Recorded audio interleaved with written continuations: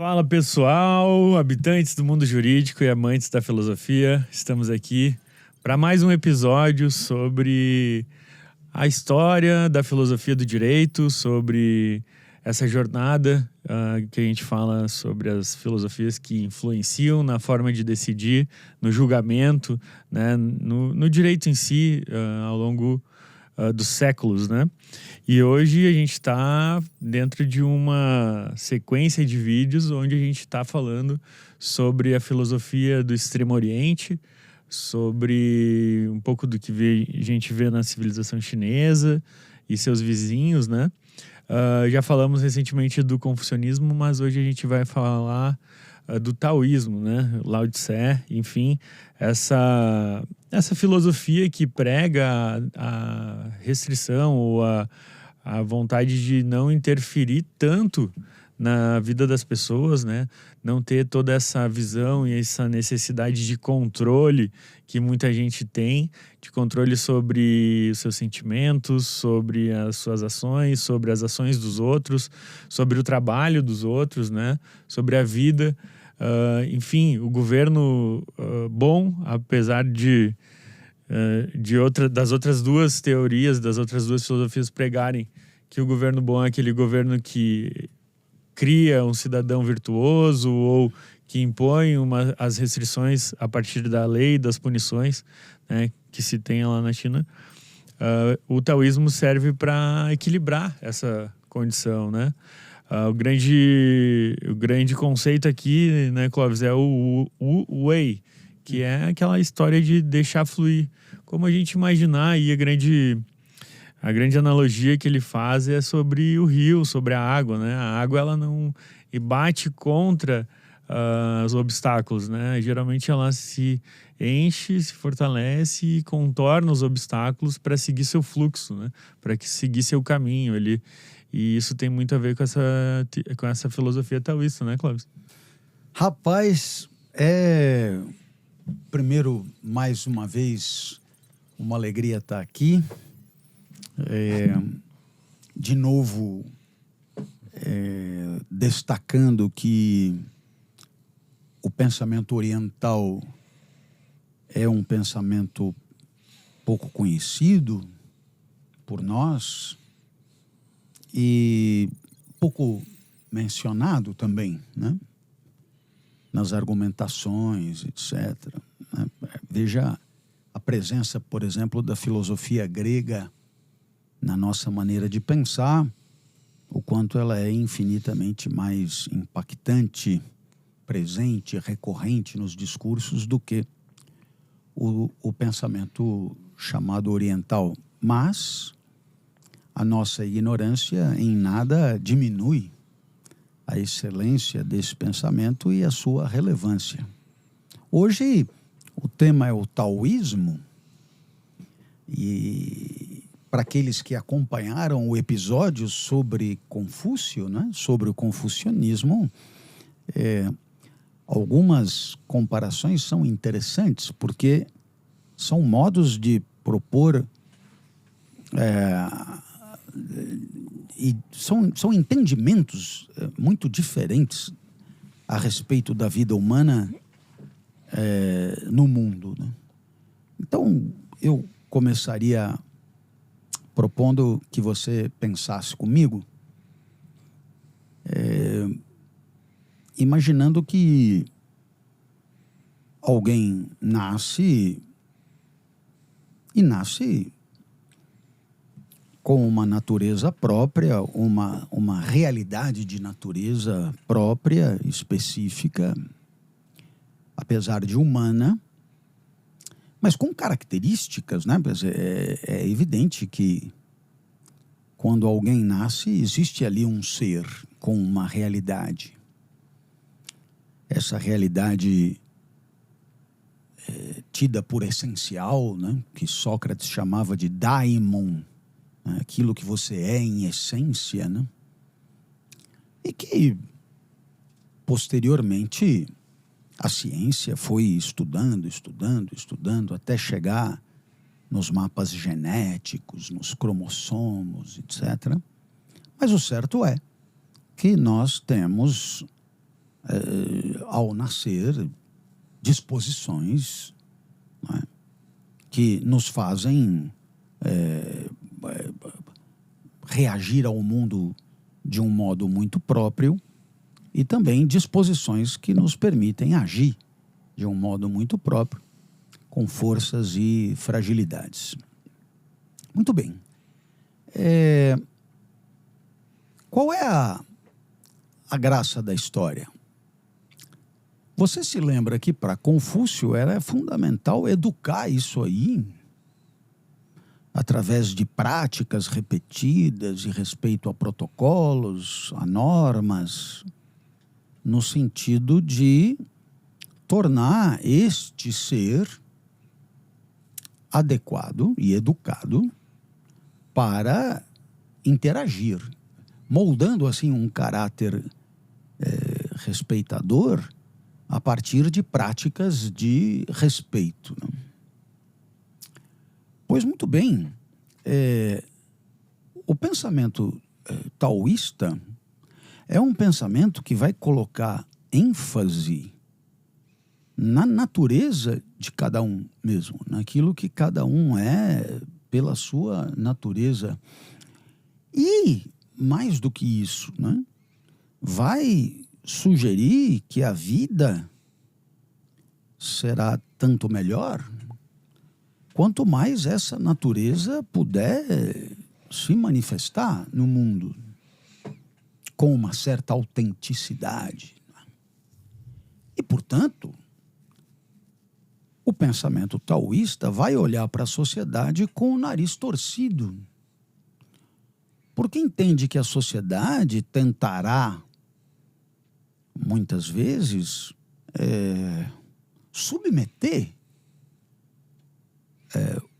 cada um dos humanos a certos conformes, né, que agridem, que atingem a essência de cada um. Então, eu poderia lembrá-los que na Grécia você também tinha essa desconfiança. Veja, por exemplo, quando Platão, no mito da caverna, põe o filósofo para sair da caverna, quando ele volta para explicar o que estava acontecendo para os indivíduos que estavam ali amarrados dentro da caverna, esse indivíduo não é bem recebido, ele é agredido, ele é morto. Os cínicos, por exemplo, eles educavam os seus jovens para suportar a pressão social. Nós diríamos hoje suportar o bullying, né?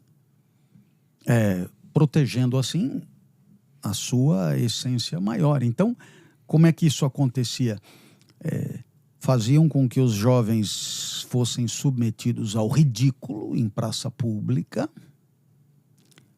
para que pouco a pouco suportassem esse ridículo, esse escárnio, esse maldizer, não é, da sociedade, e não se deixassem amedrontar, não se deixassem abater, e com isso pudessem fazer triunfar a sua própria natureza. Veja que aqui o entendimento é bem diferente de Confúcio. Devemos educar, sim, mas devemos educar para encorajar, para dar forças para que cada um possa, na medida do possível, viver de acordo com quem é. Né? Viver de acordo com quem é. Nesse sentido, nós podemos inferir que para o taoísmo, o autoconhecimento é importantíssimo, porque você só poderá fazer triunfar quem você é por natureza se você tiver alguma noção disso, né? Alguma noção de quem você possa ser, né? E, naturalmente, isso deve fazer parte também do processo educativo, né? Então, é toda uma proteção da autenticidade na hora de viver. Ou seja, uma desconfiança da submissão do indivíduo natureza frente a uma sociedade que o oprime, né? Uma sociedade que tenta, em muitos casos, solapar essa autenticidade através justamente do respeito a protocolos impositivos e imperativos. Ora, você percebe que, nesse sentido, fica mais fácil a compreensão da famosa metáfora taoísta que compara a vida humana à água. E essa água, ela segue o seu caminho, tal, né? O seu caminho. E, naturalmente, ela, assim como o humano, encontra ao longo do seu caminho obstáculos. Mas essa água, ela tem, digamos, a sabedoria de não bater de frente com um obstáculo tipo uma rocha, mas de contorná-lo, de driblá-lo, sem deixar de ser água. Ou seja, a água continua água antes e depois da pedra. E isso é um pouco o que é sugerido para a nossa vida.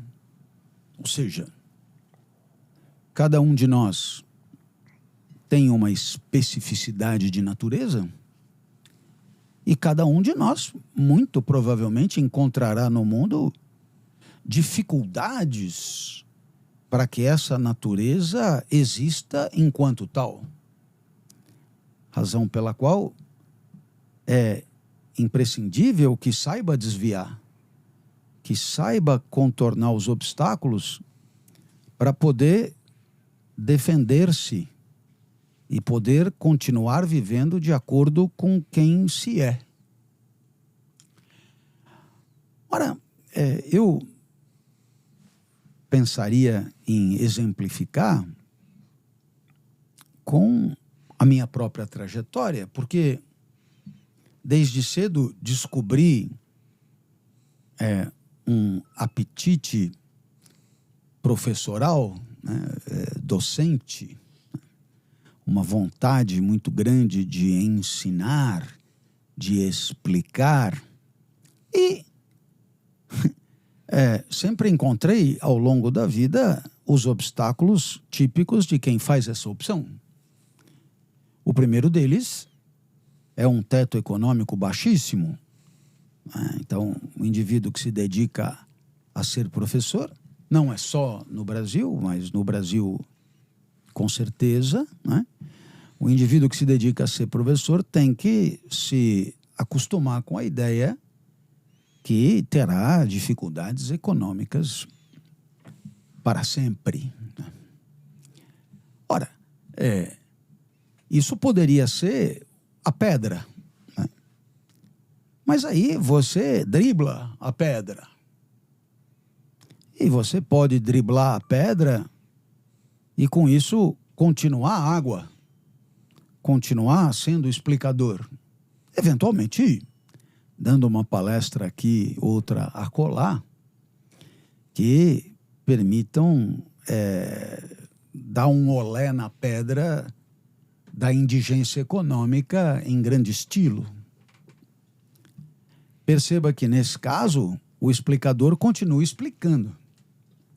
Só que ele se permite driblar a pedra da dificuldade econômica, empacotando a explicação de um modo mais apetecível ao mundo do capital.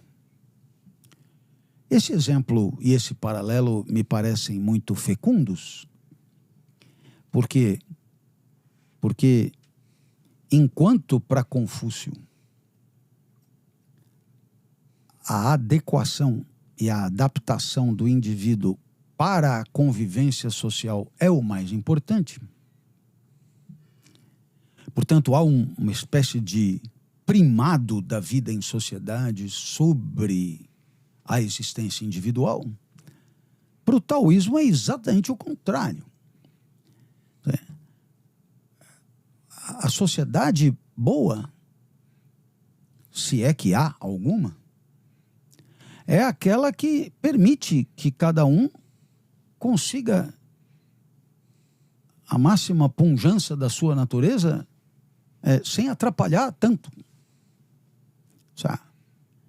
Poderíamos dizer que é uma sociedade que facilita a natureza ao longo da vida de cada um.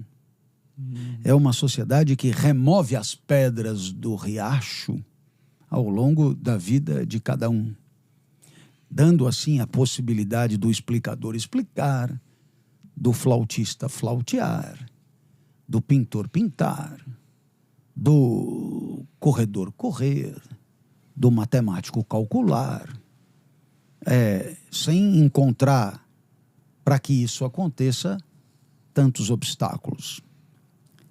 Ora, nós estamos aqui diante de dois entendimentos muito diferentes de vida boa. Enquanto para o confucionismo a vida boa não pode ser definida fora de uma certa civilidade, para o taoísmo a vida boa é a vida o mais respeitadora possível da natureza intrínseca de cada um. E é muito legal, porque nada impede que você ponha os dois para conversar. Afinal de contas, sempre é possível argumentar para um taoísta que a ética na convivência social é relevante para que as pessoas consigam interagir. Sempre é possível argumentar para um confucionista que o respeito à natureza de cada um é condição para que cada um veja graça na hora de viver e entenda a possibilidade de uma vida potente explorando o que você tem de naturalmente mais forte. Então, tenho a impressão que é possível você propor argumentos de contraste para uns e para outros. O que vai emperrar mesmo é na hora da primazia, né? Na hora da primazia, quer dizer, na hora da primazia, quer dizer, quando não for possível a conciliação, então Confúcio dirá: é óbvio que a convivência no coletivo vale mais do que a potência individual. E o taoísmo dirá exatamente o contrário. É óbvio que a potência individual, através do respeito da natureza de cada um, vale mais do que a harmonia da interação e da convivência. Então, talvez isso nos permita, dado que o nosso podcast é um podcast com base em quê? E com base o que se julga, com base o que se decida. Ora, o com base em quê, para o confucionismo, é uma coisa, né? E para o taoísmo é outra coisa. Quer dizer, na hora que eu tiver que julgar a moda de Confúcio, os protocolos, os ritos, a educação, as regras e o respeito às condições ideais de convivência são a base a partir da qual eu devo julgar. E, naturalmente, digamos, As particularidades de cada um poderão até ser consideradas, desde que não comprometam em nada a boa convivência.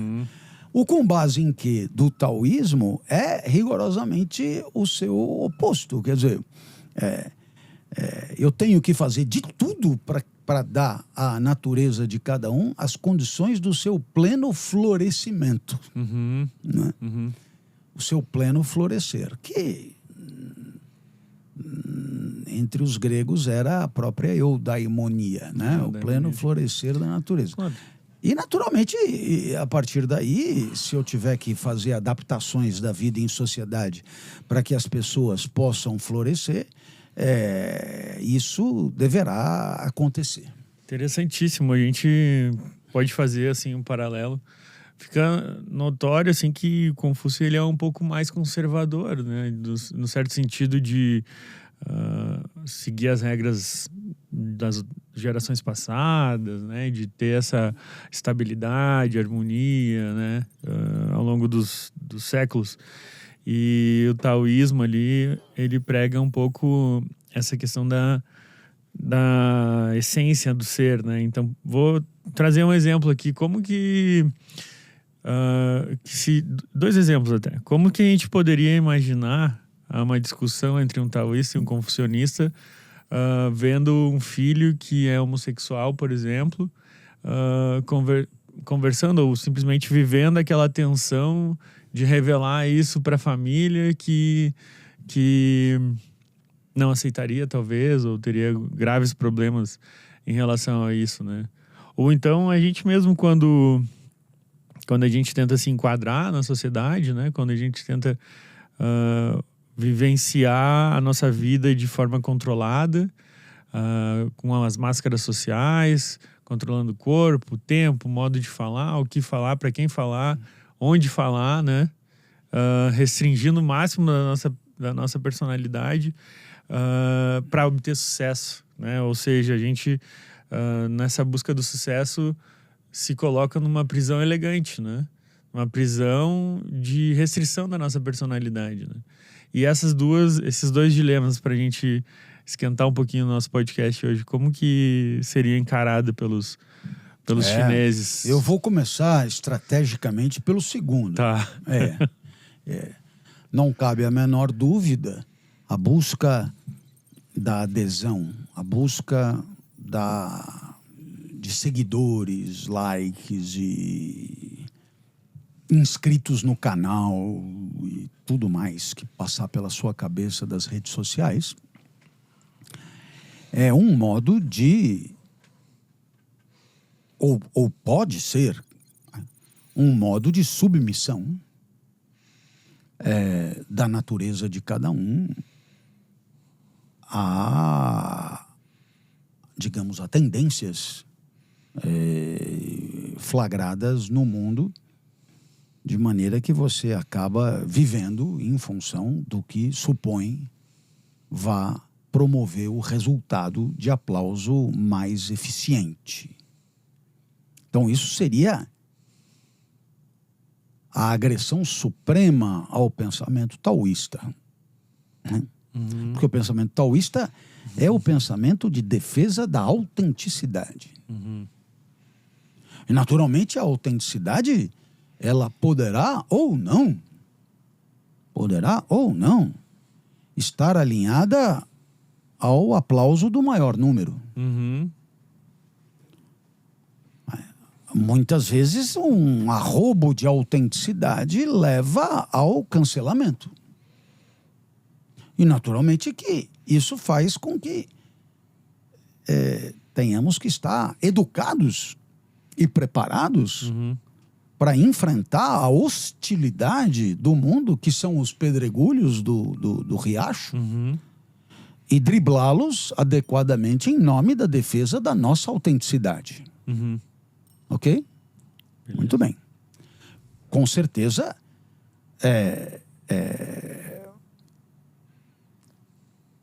Confúcio daria ênfase a normas, a modos padronizados de agir e de pensar, e, portanto, provavelmente Confúcio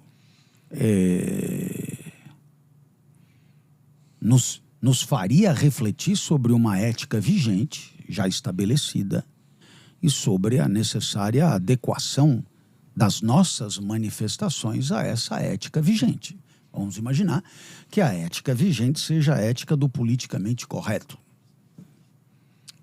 Assim se chama um certo número de entendimentos sobre a convivência justa. Ora, Confúcio não hesitaria em sugerir a adequação das condutas individuais a essa ética hegemônica vigente. O taoísmo, o contrário. Perfeito? Perfeito. Tá certo? Agora, quanto à questão da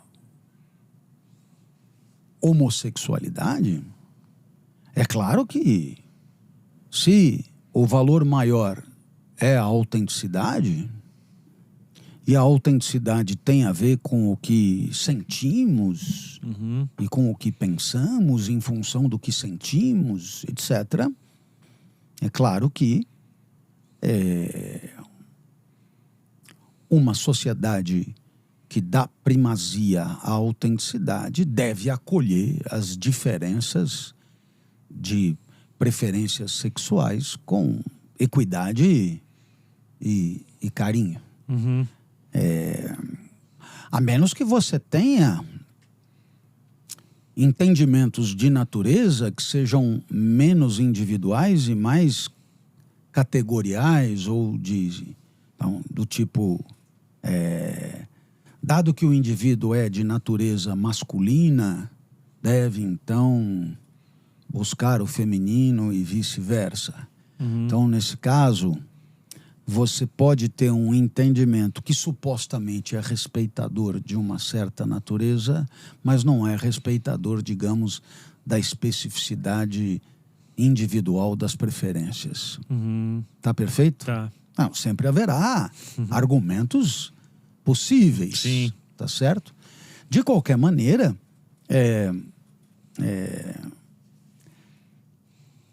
esses dois modos de pensar, eles poderão ser vítimas de torniquetes ideológicos, né?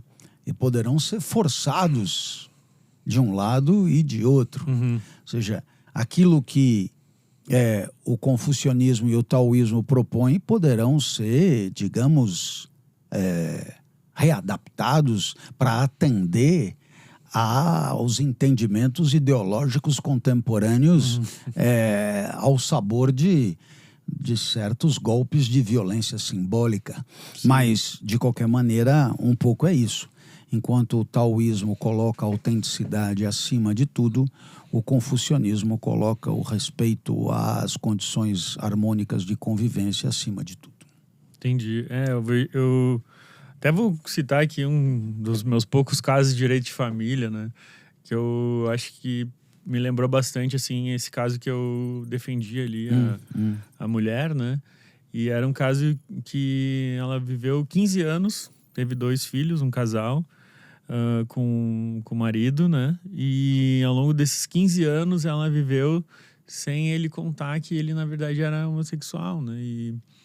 E aí ele não tinha afetos, não tinha atração por ela, e ela foi entrando numa situação de progressiva depressão, né? Até que um dia ela descobriu que ele saía para viajar para ter affair com outros homens, né? E foi um sofrimento muito grande para ele, para ela, para a família, para os filhos, o único que não ficou sabendo, de fato, era o pai dele, que era um homem muito, muito preconceituoso com a questão da homossexualidade, e nenhum dos filhos, dos irmãos da família quis contar, né? Então, a gente vê como, às vezes, as filosofias, na prática, né, elas se manifestam e quanto isso é real, né? Então, para o confucionista, ele talvez tivesse agido de uma forma a preservar a harmonia e sacrificar o individual. E ao mesmo tempo que o taoísmo já diria, sai do armário, seja quem você é, viva na verdade. Exatamente. Eu penso que num primeiro nível de análise é isso que se deduziria mesmo. Agora, eu insisto, com certeza, né? A proposta de Confúcio não ignora alguma especificidade individual, né? Com certeza não, porque seria equivocado demais se ignorasse, né? Então, apenas sugere que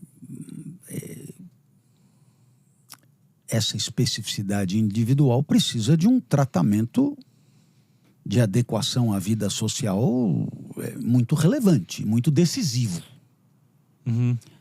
Enquanto que o taoísmo, por outro lado, também provavelmente entenda as ingerências, né, de uma convivialidade necessária e que, portanto, a autenticidade ela não possa ser radical, assim como o respeito aos protocolos também não é radical. Por quê? Porque nos dois casos isso levaria a consequências sem gestão possível, inadministráveis, né? Digamos assim. Então, é importante que tenhamos em mente, né, o que é mais importante e o que é menos importante, mas sabendo que não são filosofias que se propõem radicais, né? Porque nos dias de hoje o apego pelo extremo é muito grande e naturalmente esse apego pelo extremo poderá esmagar as nuances do pensamento de cada um. Perfeito. Não, excelente, né? E quando a gente pega um pouco da história recente da China, por exemplo, Mao Tse-tung, Deng Xiaoping e o Xi Jinping, por exemplo, como governantes, né? A gente vê o quanto essas três filosofias influenciam hoje os rumos da China, né, Clóvis? Eu vejo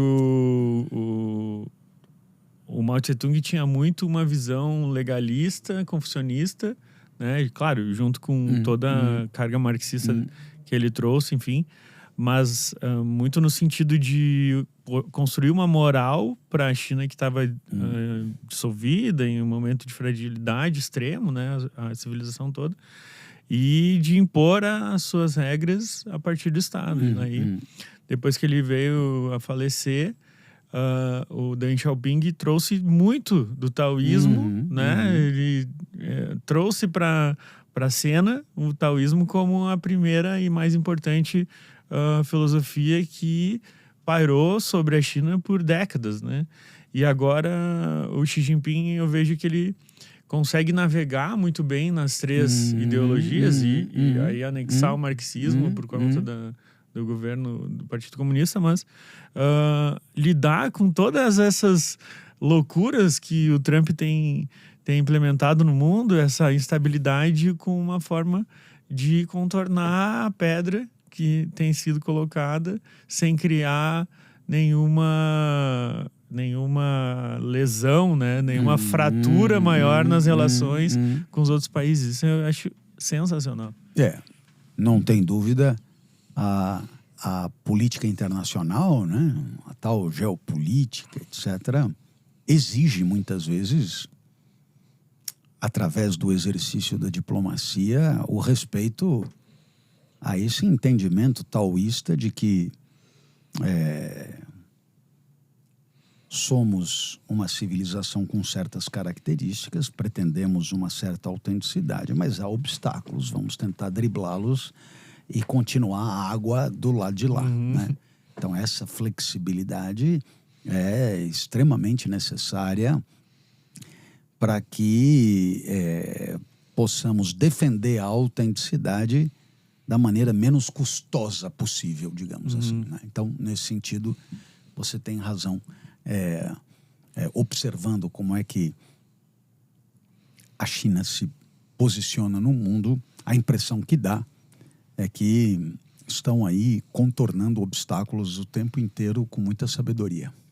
É verdade, né? A questão, por exemplo, ali de Taiwan, a gente, para ir para finalização aqui do nosso episódio, ao mesmo tempo que cerca a ilha ali, lida com a questão totalmente na via diplomática, como o taoísmo prega, evita uma invasão, né? Uma intervenção mais violenta, enfim, né?